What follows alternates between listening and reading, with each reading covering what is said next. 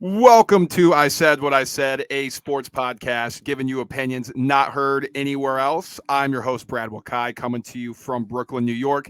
And that is my co host, Tyson Gentry, coming to you from Missoula, Montana. And today, Tyson, we are beginning our NFL previews, talking about different divisions, going through everything. We had a great time doing it last year. I think for those who listened and consumed the content, they got a lot of different tidbits, different pointers. And so we're going to be doing the same thing this year, talking about different teams, what happened, anything in the offseason, who they drafted, anything that we see going forward on the best case, worst case, and realistic expectations fronts. And so we're going to be starting today with the Tennessee Titans, Tyson. And because, well, DeAndre Hopkins is a new member of those Titans, wanted out of Arizona, was released, and now he's in Tennessee. What do you think about this? It was surprising to me that the market was not a little bit more in on DeAndre Hopkins. I suppose, if his asking price was a little lower, but it's a classic NFL dilemma, right? Where Odell Beckham gets $20 million a year because he signs 2 months ago, and DeAndre Hopkins gets released. Everybody's used up the money, and now he wants to play for the Chiefs or the Bills, or what did he name? It was like Chiefs, Bills, Eagles. It Patriots. was all the top teams, and then the Patriots. And now he gets Ryan Tannehill, which they needed a true number one wide receiver, but it doesn't make a ton of sense to me from I don't know. The Titans are they reminded me of what we thought the Seahawks were a little bit last year, where it was like, oh, they think they're good. And maybe they're right. Yeah, and that's the thing, because they have Mike Vrabel. He's now in his 6th season, and last year was a disappointment, going 7-10. They did not make the playoffs. They have a new offensive coordinator this year, Tim Kelly, who was promoted. The same defensive coordinator, Shane Bowen, who's been there for 3 seasons. And like you said, Ryan Tannehill's still the quarterback there. But, they lost a lot of guys, man. Like this team has been completely depleted. Losing Robert Woods, Austin Hooper at tight end, Taylor Lewan, offensive tackle, Raven Clark, who's out of there, Dennis Daly, Nate Davis, the guards. And then on the edge, there's a ton of people on the defense, but Bud Dupree on the edge, David Long, and Zach Cunningham, the linebackers, gone. And they really added, Hopkins, who we mentioned, Andre Dillard at tackle, Daniel Brunskill, offensive guard, Arden Key at edge, Sean Murphy Bunting at corner. It's not a ton of people coming in for the surplus that exited. They did draft Skoronski, who we loved at offensive tackle in the first round. Will Levis, the quarterback, but probably for the future. And then Tajay Spears, running back, to potentially replace Derrick Henry at some point whenever the guy slows down, if he does. But this is an interesting moment, I think, for the Titans, especially under Mike Vrabel, who he just elevates his teams and has done it in the past. Well, that's the best part about the NFL, I think, is we don't get the NBA. You're blatantly trying to be bad. Everybody is fighting for their job all the time. And Tennessee has, for the last 4 years, it felt like they were pretty close. And then last year, Tannehill gets hurt, and Malik Willis looks like he shouldn't be on a football field. Playoffs, all that stuff goes up in smoke, but they were in it, until the end with a ragtag group of guys. And honestly, on the list of everybody that they just lost, you named 2.5 good players. So it wasn't a ton of some of those guys weren't even playing, or they were hurt all year long too. And Sean Murphy Bunting coming in is probably, outside of D-Hop, the biggest free agent acquisition, because to be honest, we don't even know what position Andre Dillard plays. We think he's supposed to be a tackle, but Philly didn't want him to play tackle. They kind of wanted him to play guard. He didn't want to play guard. Same thing with Peter Skoronski. We're not totally sure where he's going to slot in. Tajay Spears apparently looks good, but again, that's, you're serving as a 2 role. So it's going to look a lot like the same team with DeAndre Hopkins. And was that team last year missing a DeAndre Hopkins to go to the playoffs? It feels like no. But when you think back on the season, they were a lot closer than we're kind of remembering. Yeah, and 5-6 in 1-score games last year, 1-3 in field goal games, which is a complete opposite of what happened in 2021. So obviously these things, kind of change, but a -3 in turnover margin. They only took away 6 fumbles last year. Didn't they lose 7 in a row to end the year? Something like that? Something crazy like that. But a -10 sack margin, Tyson. They allowed 49 sacks, which is insane. But this year they have the 9th easiest schedule, and based on the Vegas win total projections. And they were also the 3rd most injured team last season. So you expect that to change. So with that in mind, let's jump in the best case scenario here for the Tennessee Titans, because I think, to me, clearly the best case scenario for them is Mike Vrabel does it once again, and he gets this group of guys who were like, well, they don't really look talented on paper, to once again win this division, which they've done in the last 5 or so years, just being like the top guys in the division. That's on play here. I think that's absolutely best case, is to win the division. I'm not going to go any farther and say like this could be an AFC title game team, just because like the AFC is juiced, and at a certain point, it's going to be Ryan Tannehill versus Mahomes, Josh Allen, Burrow, Aaron Rodgers, like whoever you want to throw in there in the AFC. Tannehill is going to be a step below when it comes to the top teams, but this could absolutely be a team that wins the division. We're all in on Jacksonville, like everybody is, but maybe. Like they caught hot at the end of last year, and they come in this year, and they just don't look. They look closer to the first half Jags than they do the second half Jags. And maybe Tennessee looks closer to first half Tennessee than second half, and all of a sudden, like they're 10-7, and that's good enough to win this division. This is going to turn into a Pittsburgh Steelers type situation, I think, where year over year we're going to say like this team doesn't have a shot, and Mike Vrabel is going to get this team to 7 wins. Out of nowhere, he's going to pull it out of a hat. Josh Dobbs is going to be playing quarterback. They'll be in close games because he's a good coach. But, dude, I mean, that's absolute best case, I think, is like first round of the playoffs. I don't think this is a team with a playoff win on its belt. No, and the only way I say they can win this division is just, maybe Vrabel's a better coach than everybody in the division. Obviously, you have first 2-year head coaches, which we'll get into. Now we think, Doug Peterson has won a Super Bowl, so you kind of are like, well, are we sure Vrabel's better? But Mike Vrabel just elevates his team, like we said. Like that's what he does. That's what he's shown he does, especially at Tennessee. And they could clearly and easily overperform. Now they won 7 games last year. 7.5 is their expected win total this year. And so right at that number last year, like what's the market improvement from what they did last year? Again, we think absolute best case scenario, they win this horrible division who had 2 teams picking in the top 4 picks last season and only 1 team with a winning record, and that was by 1 game. And so when we talk about worst case scenario, what do you think that is for them? Like, do we expect them to be better than the Texans, worse than the Texans? Are they worse than the Colts? Like, honestly, what is the worst case scenario for this team? I think worst case scenario would probably be being worse than one of the two. I think it's a pretty low bar to be worse than both of them, at least as we sit here right now in July. We haven't seen it. Like, we don't know if Anthony Richardson can play. We don't know if CJ Stroud is just like a statue in the pocket that doesn't want to move, and the Georgia game was an aberration. He's not going to make it, blah, blah, blah. Worst case scenario is Derrick Henry falls off a cliff, and this offense sucks because he's different than everybody else. But that age cliff for running backs is real, and he's there. And on top of being there, he's also been getting the ball more than anybody else in the NFL over his tenure. So there's like, he's massive, and maybe that's going to put off Father Time for a little bit, the way he takes care of his body. We've all seen the Instagram videos, but maybe like that was just last season because finally Derrick Henry started to break down just a little bit. It was a foot injury, and it was missing time with certain things and not looking super explosive when he comes back.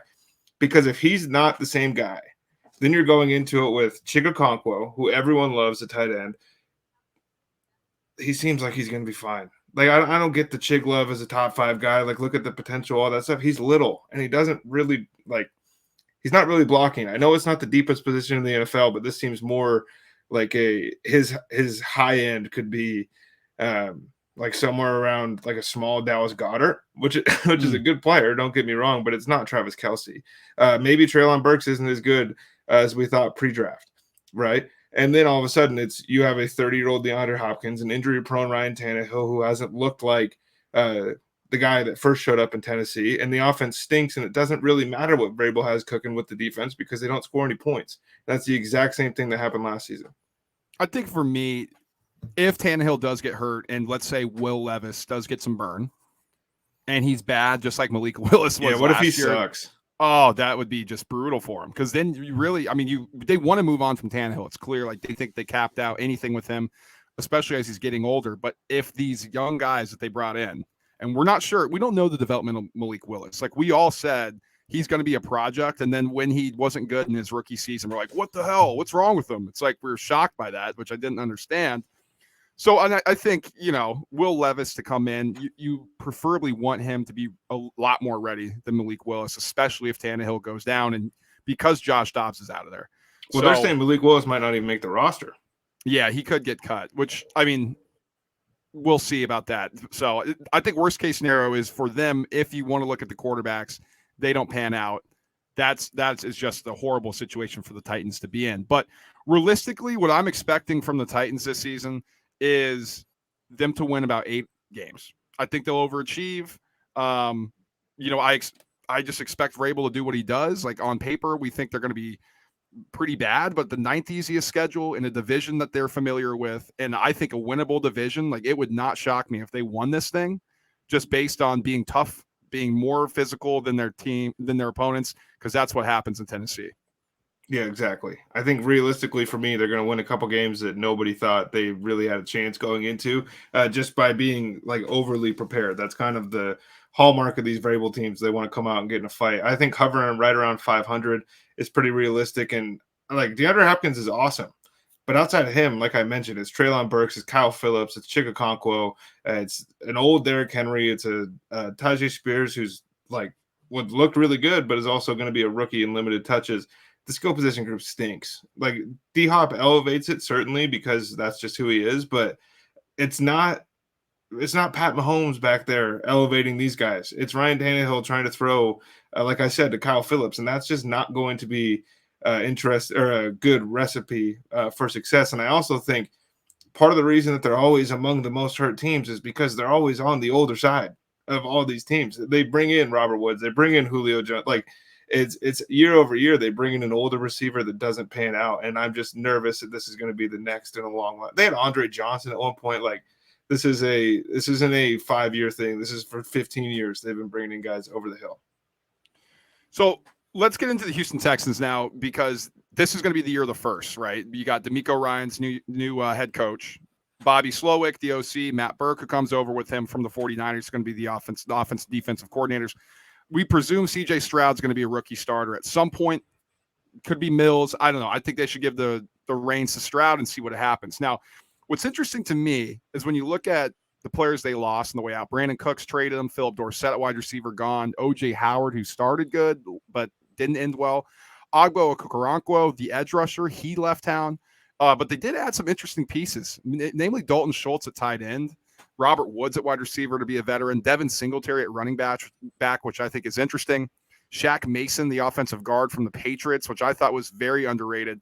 Jimmy Ward at safety, who knows what is going on with D'Amico Ryans in that defense.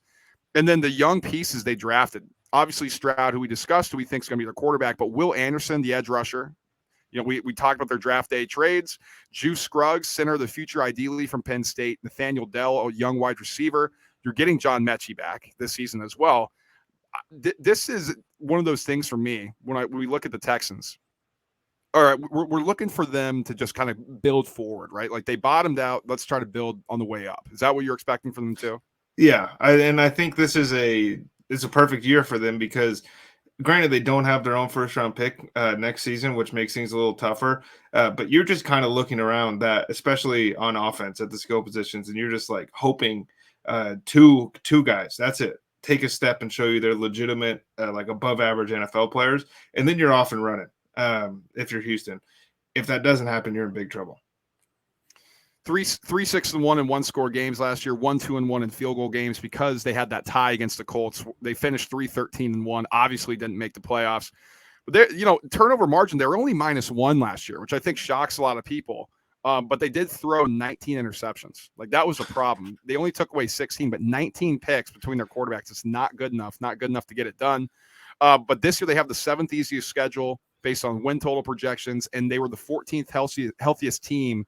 So you don't really expect it last year. So you don't really expect injury regression to hit them. They're middle of the road. So based on that, Tyson, what's a best case scenario you have for the Houston Texans? I think best case scenario for the Houston Texans is CJ Stroud can play. Will Anderson is a game wrecker, which we've been kind of projecting since he was a freshman in college. And that looks to be the case. So it's almost cheating to say best case, the generational edge rusher is going to be good. But I think Nico Collins taking a step forward would absolutely be best case. I think he has like the prototypical X body and size that you hope for in an NFL wide receiver.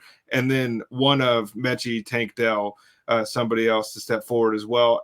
best case again, Singletary and Dameon Pierce really complement each other out of the backfield, and the defense led by what we think is one of the best defensive minds in football, and DeMeco Ryans can just be good enough, because it is a little patchwork. Like it's a bunch of new guys that really are getting to know each other as we speak. Like they just met.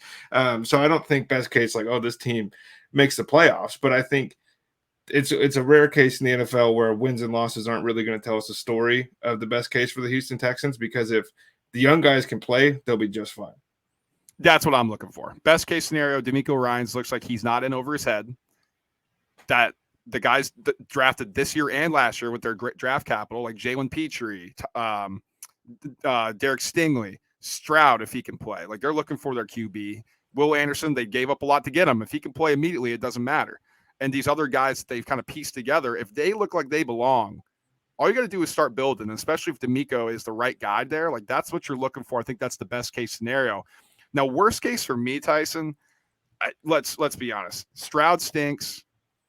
DeMeco looks in over his head. Like, I don't think he's going to look like Nathaniel Hackett, just because I don't think that's even the realm of possibilities. But let's just say we're watching this thing. We're like, they don't look well coached. They look completely overmatched talent-wise, and the scheme's awful. It's just like, oh, here we go again in Houston. It's just a mess. I think there's one simple worst-case scenario for me, and that's that Stroud can't play.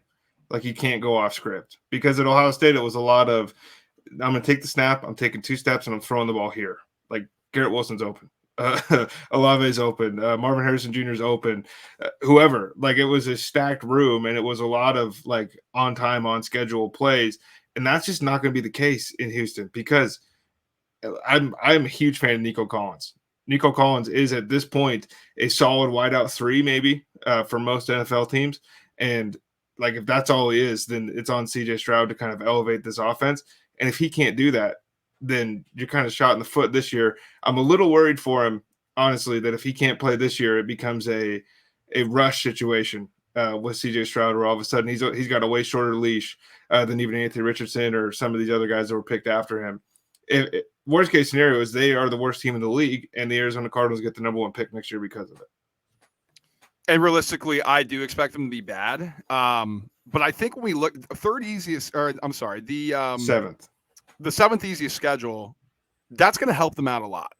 And I do think DeMeco Ryans was the right hire here. Like, it's just a different attitude. So realistically, I do expect a lot of growth from these young players, which is what I'm looking for. I think you just got to chalk it up to the fact that you're like, the pundits are going to be like, oh my God, the Cardinals are going to get these picks. Like, can you believe it? But it's like, if Will Anderson can play, and CJ Stroud looks good, which I'm not sure about. I think Anderson's going to play. I'm realistically expecting him to be a Rookie of the Year candidate on the defensive side. Stroud, I still have my questions about, but I think you're going to have to chalk it up to the fact that, hey, you're going to lose a pretty high draft pick in the upcoming draft. And that's fine, as long as DeMeco Ryans looks good, which I expect, and as long as these young guys that you've drafted continue to grow under his tutelage throughout the course of the season. Right. And I think realistically, we're going to be talking about the Houston Texans as kind of having 2 5-year, like, huge contract extension guys on defense in Derek Stingley and Will Anderson. I think that we're not going to care as much about the other stuff, because going into the offseason, we're already going to know they don't have picks. Like, realistically, this is a 5-win football team, probably somewhere right around there. I think they're 6.5 on FanDuel. 6.5, yeah. So I'm more comfortable with the under there, but it's not going to be like, can you believe the Texans are in first place in the AFC South and it's week 12? I don't see that as even a remote possibility, but I do see that this is a team that's going to be in 85% of their games. And as long as they don't roll over, I think that you're going to feel really good about where you're at next year, because, like, I don't even really have to see it. Like, I think DeMeco Ryans could coach. I haven't felt that way about a lot of guys, as if you listen to the podcast, you kind of know I kind of hate first-year head coaches, but this is a guy that I'm fully confident in. Let's move into the Indianapolis Colts, because last year was just a complete disaster. 4-12-1 as the division favorites. Matt Ryan could not play at all. They fire Frank Reich in the middle of the season. I forgot how excited we all were about the Colts. Oh, dude, everybody, they were minus money favorites to win that conference. Everybody's like, or that division. Everybody's like, this is a lock. They fired Frank Reich, and then they hired Jeff Saturday off the set at ESPN. Right. I mean, it was just a clown show last year in Indianapolis. So they hire Shane Steichen, the offensive coordinator from the Eagles. So he's going to be in his first year. Offensive coordinator Jim Bob Cooter, he's going to be in his fourth season as a coordinator. He's coming over from Jacksonville. They retained Gus Bradley as the defensive coordinator, which I found very interesting. Very interesting. Second season in Indy. Now, Anthony Richardson, there's buzz that he may be the starting quarterback. Now, there's also Gardner Minshew, who they added. But they really didn't add too many people in the offseason. Like Isaiah McKenzie, wide receiver, Matt Gay, the kicker, Samson Ebukam, the edge rusher. And really, they lost more than they gained. I mean, Paris Campbell, wideout, out. Dennis Kelly, Matt Pryor, your tackle's gone. Yannick Ngakoue, he's gone at the edge rusher, which I thought was an interesting person let out of that locker room. Same with Bobby Okereke, who went to the Giants from linebacker. Stephon Gilmore, corner. Rodney McLeod, safety. They're both out of there, which it's interesting, man. It's just, I guess, another regime. They wanted to bring in some younger guys because they drafted Julian Brents, the cornerback, in the second round. Josh Downs, wide receiver, in the third round. And they got some edge rushers and a tackle in that fourth round there. So as far as the Colts go this season, I know there's a lot of buzz surrounding Richardson. There's a lot of hype surrounding Shane Steichen. What are you thinking about this Indy team? It's going to be weird. That's kind of the stink that Indianapolis has put on themselves over the last 5 years. They've it was Wentz and it was Phil Riv and it's been Matt Ryan, and now it's a guy that we're not so sure could hit water if he fell out of a boat. But the intangibles and everything is off the charts with Anthony Richardson, so you have to take the shot. But we're almost discounting the fact nobody has mentioned Jonathan Taylor's name at all. Right. And we just did this with Tennessee, where if Derrick Henry's really good, he could kind of mitigate a lot of the other things. If the offensive line is better, at least almost as good as people think it is, then the Indianapolis Colts will be fine. They had a -16 sack margin last year, Tyson. They gave up 60 sacks. Sucked. They sucked. 60 sacks, which is just a joke. And 4 6-1 in one-score games, 2 4-1 in field goal games. They had a -13 turnover margin, which is the worst in the league last year as well. 14 fumbles that they gave up, 20 interceptions that they gave. They only took away 10. It was horrible. Just brutal. But heading into this season, they have the third easiest schedule based on win total projections. And they were also the 7th most injured team last year, which I think is interesting. Maybe it comes back this way, for them. Let's get into the best case scenario for them, because I think everybody kind of knows best case scenario with the Colts. Win the division. That's what everybody's saying. This is going to be not a worst to first, but a third worst to first type of situation where Shane Steichen comes in. He's a quarterback whisperer because he worked with Justin Herbert. He worked with Jalen Hurts, and he can do the same for Anthony Richardson. Oh, everything. They got unlucky last year. Well, the ball bounces right their way. The turnover luck comes back to them. The offensive line's better, and it just kind of figures itself out. Are you seeing that with this Colts team? Because I am a little hesitant. I'm not going to lie. No, I don't. No, I think best, and we don't project injuries here when we do these best case, worst case deals. So just keep that in mind. But providing health, the Jacksonville Jaguars just have Trevor Lawrence, and that just puts them above the Indianapolis Colts to me. Second half of the season, Trevor Lawrence was elite, and Indy doesn't have that guy under center. For me, what I'm looking for, best case scenario, Michael Pittman Jr. is a wideout one, right? We can finally put those to rest. He's a real big time player. That'd be awesome. Jelani Woods grabs a hold of that tight end role. And because it's been Mo Alley Cox and just Jack Doyle and pick a name, because it's just been kind of random guys playing that tight end role. And if Woods can get a hold of that, that'll honestly make things a lot easier. And on defense, Gus Bradley's scheme is kind of one that the linebackers are going to eat. They always eat. And if Shaq Leonard is back and healthy and playing, because he wasn't even a blip on the radar for most of the season last year, he would play and then he'd be out in the first quarter. He'd miss 6 weeks. And then you just kind of forgot that he was on the team. And then Quentin Nelson gets back to, he's walking right in the Hall of Fame. We don't even see anything else. The guy had a good year, and that was awesome as a rookie. But best case scenario, Anthony Richardson plays 17 games. That's all I'm looking for. And they're going to be creative. And that's kind of a big thing. Shane Steichen was very creative in Philadelphia. Is Shane Steichen even more creative in his own environment outside of kind of having maybe child locks put on him by Nick Sirianni and co. in Philly? I don't think that was the case, but it's possible. Yeah, I mean, best case, worst case is simple. Best case scenario, Shane Steichen looks like he belongs. He's not in over his head. He's going to be calling plays. Like, we kind of know how that goes sometimes when you're the first year coach and you're still calling plays. Like, it gets tough. And It's a lot. Anthony Richardson, he's got the intangibles. He's got the tangibles. He's huge. He's fast. He's strong. He's got a big arm. What if he's not accurate? What if it doesn't work? So best case scenario, it all clicks. Like, obviously, worst case scenario for me is it doesn't happen. Like, worst case scenario, I think truly is you're watching Richardson. You're like, this guy just, what the hell is going on here? What's he seeing? Is he reading this field properly? Because that was a major concern while at Florida. His accuracy looks brutal. And that's not to say it can't get better. Like, everybody points to Josh Allen, but Josh Allen's also the anomaly. Like, it's very rare that NFL quarterbacks get more accurate leaving college because the windows are tighter, the decisions are harder to make, and everything's sped up. So that's the question. I think we're going to know quickly. Hey, is Anthony Richardson the guy or not? Because if he can't, that is the absolute worst case scenario for this Colts team. Because, again, they've been in quarterback purgatory. They're hoping this guy gets them out of there. So I'm going to flip that on you a little bit. And I think worst case scenario is Gardner Minshew gets to play 5 games to start the season. Okay. I absolutely despise when teams do this. I think, honestly, that's part of the reason that Trey Lance is still kicking around San Francisco, because they didn't get to learn if he could play. And sometimes you just got to take your lumps with a rookie quarterback, especially one. Richardson and Trey Lance are very similar in that they didn't play much in college. Like, we don't know a ton about him.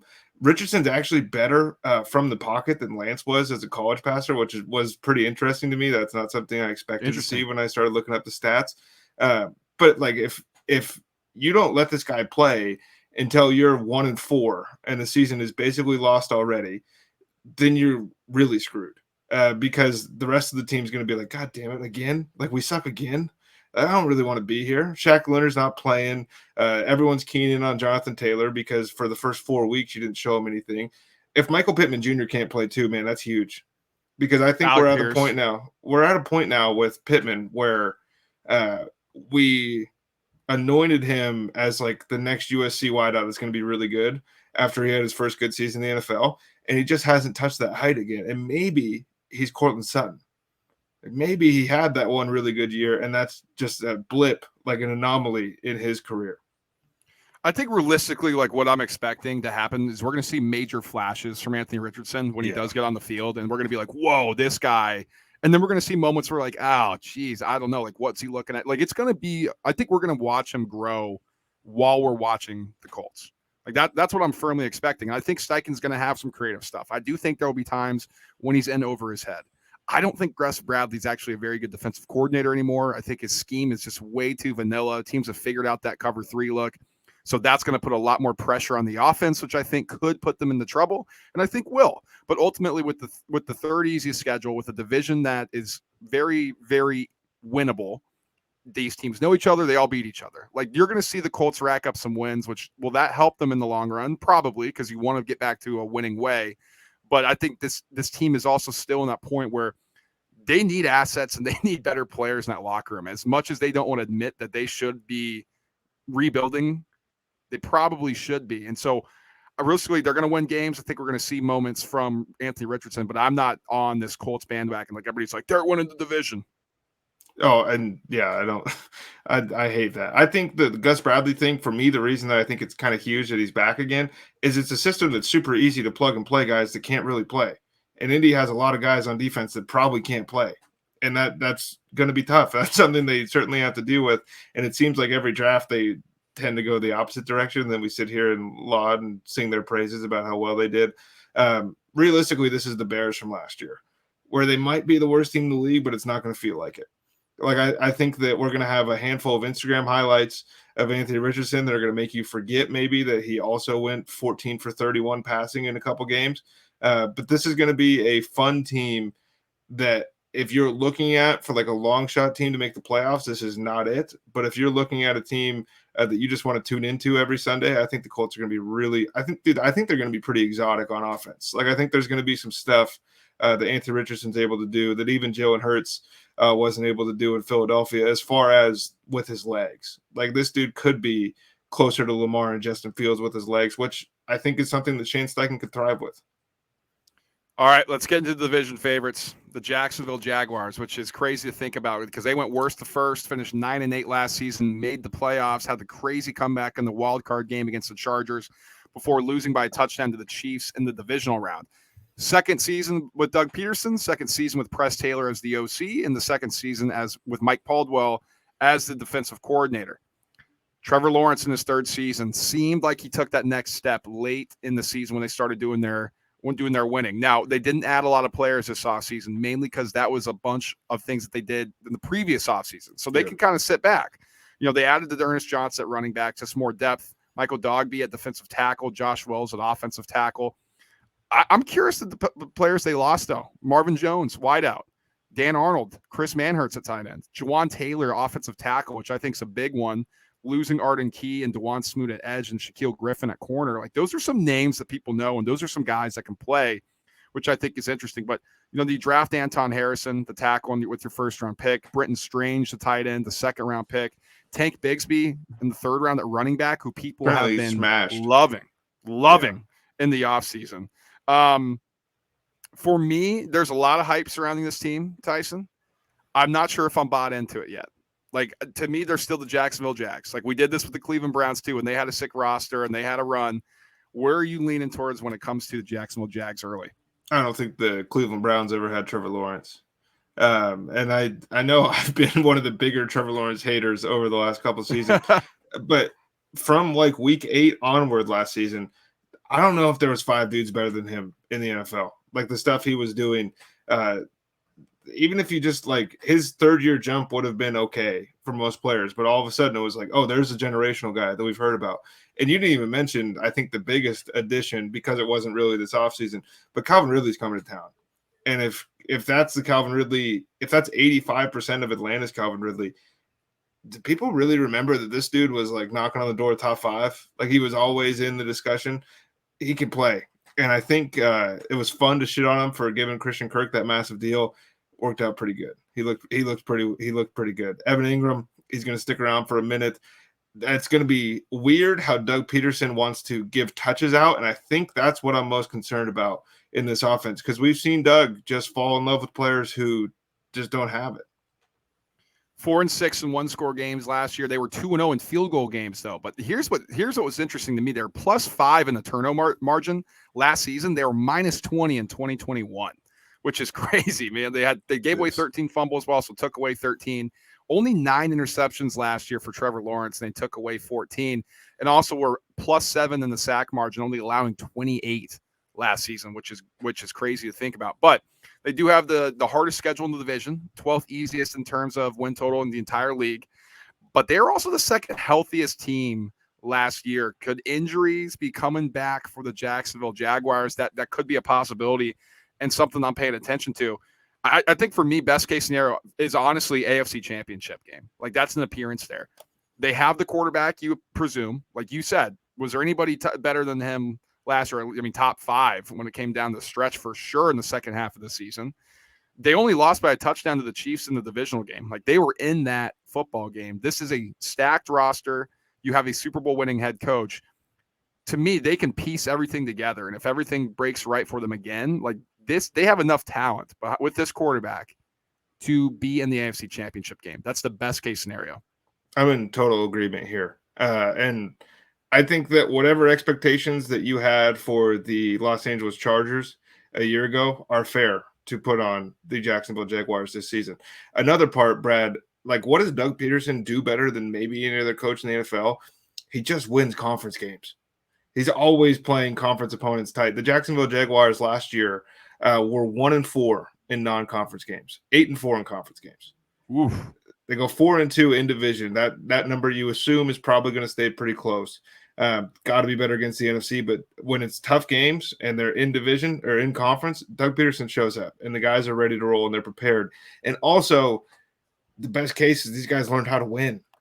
Like, nobody in Jacksonville for 10 years outside of the Saxonville team in 2017 has like had any sort of success that led you to believe they could do it again. And this team feels like last year they were scratching the surface, and this year they're getting ready to hit the ground running. And I think for me, the worst case to go along with that, listen, they could be they could be bad. Last year was a flash in the pan. They got hot last year. It was all good. Everything was rolling. If there's some adversity, what happens? Like, how do they respond? Like injury stuff. Like, again, we expect that we're not, I don't know. Maybe the injury bug does bite them. Like, they were second healthiest last year. We don't normally see top 5 year after year between teams. Like, it's the NFL, people get hurt. And then with a first place schedule, something they haven't had in a while, how do they respond to that? Like Trevor Lawrence, is he going to take the next step again? We'll see. So I think worst case for me, that they missed the playoffs. I don't expect them to be worse than the Texans or the Colts. Like, I'm not going to say that. But for me, worst case scenario is they don't win this division and the AFC's loaded and they miss the playoffs in a year which you expect them to take a step forward. That would be brutal. Yeah. And I think just even adding one step further to that, like worst case to me is they're 9-8 again.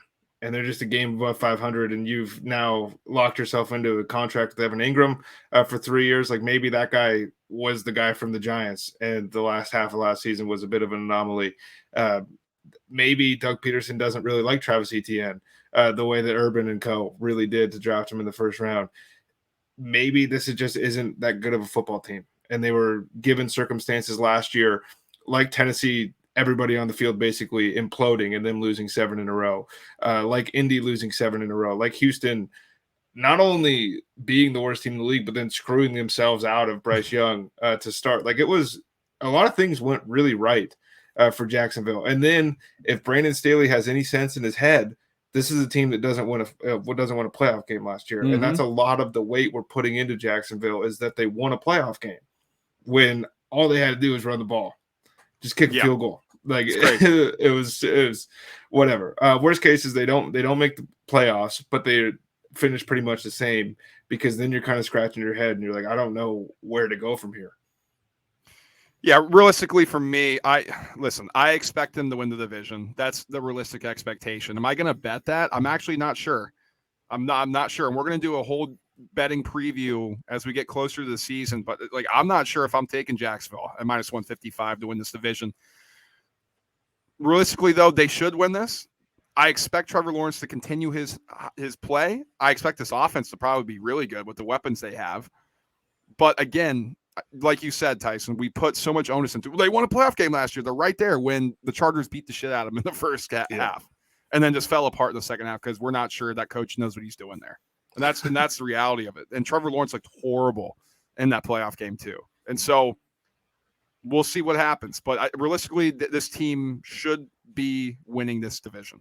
Yeah, realistically, I think the Jaguars win the division, but I also think that we're kind of scratching our heads at sometimes watching these guys, because I don't think you're going to have to win 10 games to win this division. I just really don't. I don't see it with – like Jacksonville's the only team to me that could get to 10, and obviously it's a bigger schedule, so that's 10-7 versus 10-6. But they – realistically, like that seems to be close to the regular season ceiling for me. I'm not in on like all the hype. I know we said best case is them going to the AFC Championship game, but that's if everything goes right. And that's not the way the NFL works, right? That's why when we do worst case for the Chiefs and it's AFC Conference Championship, that we're pretty confident they're going to be playing in that game. With the Jaguars, it's a lot of projection. It's a guy that, like in Calvin Ridley, that you expect to walk into the number one role that hasn't played football in a year and a half, 2 years. It's a running back with a history of problems as far as his health goes, and a head coach that has a history of just kind of picking and choosing random running backs to give the ball to. How's that going to play out? Because we think Etienne's a really nice guy, but we've seen it on Twitter over the last couple of days. These running backs are fed up, man. They want to get paid, and it's hard to get paid when you don't get the ball. Realistically, this team makes the playoffs, and I think we're sitting back here next offseason talking about almost the same thing. All right, well, that's our AFC South preview. First one of the year. We got a lot more coming. And we started with the most boring division in football, too, by the way. You're welcome. We did. Yeah, we'll get that out of the way. Don't you worry. Like, this is a pretty easy one to talk about. And as far as the betting stuff, if we have anything before we do it, it's going to be in our chalkboard, which Tyson will I do want to give out one right now. Yeah. The Colts are at 6.5, and it's plus money for them to win less than 6.5 football games. I don't know. Normally, you kind of factor in there's going to be a lot of rookie love that's going to boost these things up. But if the reports from camps are coming out that like Anthony Richardson sucks, all of a sudden, like you're going to lose 60 cents on the dollar here. So I'm comfortable with the Colts right now, plus 104 to under 6.5. Awesome. And the rest of anything that we like going forward as we preview this before our betting show will be in the chalkboard, which Tyson will tell you about now. Yeah, it is the Chalkboard app. It's in the App Store, Google Play, wherever you download your apps. The group name is ISWIS presents Roundtable Bets. Brad, myself, and a handful of other people just throwing picks down. We're going to have a banger of a parlay for the Open Championship this week in golf. And we're licking our wounds a little bit because at the U.S. Open, we had a 14-legger that we ended up missing by 3 legs on. So that one kind of sucked to just watch dwindle away from us. But that'll be in there. Wimbledon stuff just wrapped up, but we've soccer stuff, whatever you can think of, we're playing. And this is one of the best times to get in on season longs, because if you're paying attention now and other people catch up, you get better value. Absolutely. Like, subscribe, and share the show. In the meantime, if you're watching us on YouTube, smash that like button. If you're listening to us in podcast form, whether it's Apple or Spotify, make sure you say subscribe so you don't miss an episode. And if you want to rate and review, that helps us out as well. Really helps us in the charts. And always stay connected with us on social media, Twitter, Instagram, TikTok, all the same at ISWIS_pod. We are back this week with a college football preview. How about that? ACC. We're starting with that one. We're going to be ripping and roaring on the ACC. So we'll be back later this week breaking that down. Until then, guys, peace.